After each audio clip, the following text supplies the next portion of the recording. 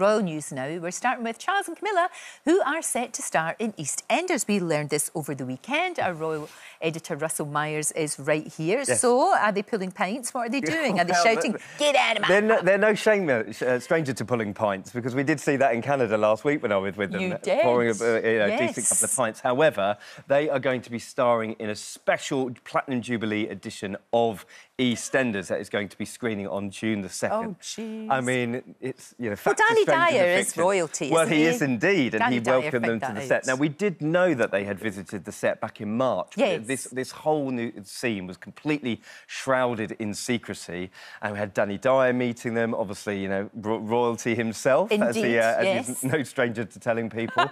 Kelly Bright, who also plays his wife Linda, was there. She looks lovely, doesn't she? She was, and she had some very nice things to say about the royals, because she said they were great sports, they got involved, all the cast and crew absolutely loved them. Camilla went up to Gillian Tailforth and said, obviously plays Cathy Beale, said, I've been watching you since the very beginning. So a little insight into royal life, that Camilla is an EastEnders fan. And they are playing themselves. They are indeed. I mean, this isn't the first time we've had some of the royals playing cameos, because I've got a bit of a list for you. The Queen visited EastEnders in 2001. There's the two queens. Then we had, indeed, the two queens. We had Charles visiting Coronation Street in 2002. Gosh. And can you remember when Fergie was played a cameo of herself in Friends all the way back in 1998? A full scene with Joey.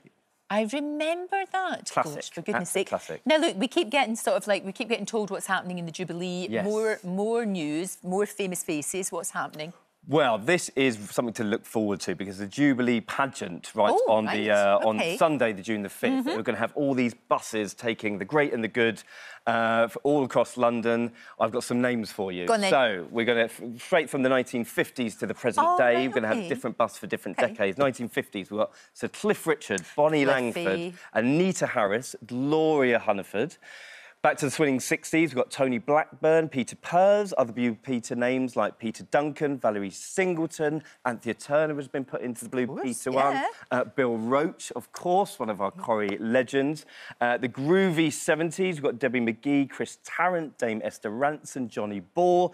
And then into the rocking 80s, we've got Torval and Dean, Gary Lineker, Tony Hadley and Simon Callow. That is eclectic. It is absolutely eclectic. I don't know who drew up that Well, list, I'd be more interested to see who didn't get the call. But there is a fantastic name of celebs who have put themselves forward, and there is so much to look forward to in this Platinum Jubilee weekend. And the pageant, thousands of people coming to the streets of London. Lots of people invited to wear their own sort of clothes from each decade. So if you fancy it, dressing up on the streets of London or at home, get involved. Oh, you have to get dressed up, whatever you're doing, absolutely.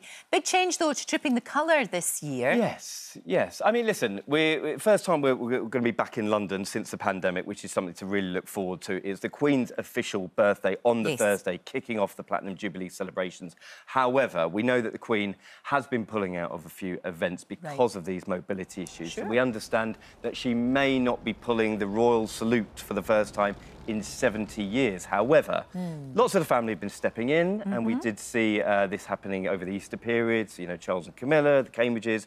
Now, the Cambridges, well, certainly the Duke of Cambridge, Prince Charles and Princess Anne are all going to be on horseback. So there's lots to look forward to in a royal sense. I think the Queen will go, because it's horses, I think she might, as you said all the time, just put a horse get her involved in something, get a little horse to come I would be really surprised if Well, I would be surprised if she doesn't go, and I think we will definitely see her, whether she arrives in a car, whether she is on one of the balconies at some stage, we will see her. So. I would think so. Yeah. Now, look, we know that Prince Harry and his family are going to be coming for the Jubilee, which is a great thing. Yes. But today there's some doubts over, you know how he was going to do this sort of, everybody's calling it a tell-all book.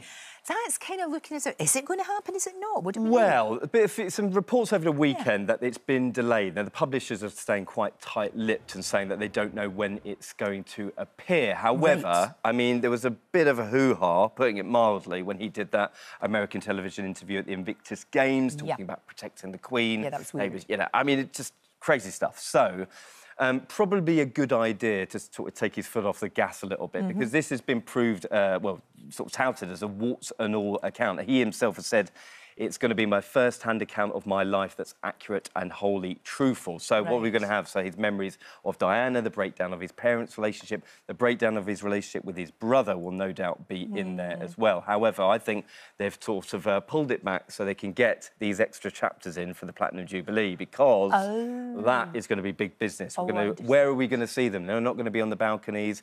Nobody knows where they're going to be, what sort of events they're going to be visiting. So watch this space, because I think it's going to be very, very interesting. And there's an awful lot that's happening in sort of Sussex land at the moment, because yet another member of their staff, their global press secretary, Toya Holness, has also stepped back. And I make that 12 of their aides who have left in about 3.5 years. So is all well? Who knows? Is he going to be going forward with the memoir? I mean, he's been paid an awful lot of money, apparently, for it. So...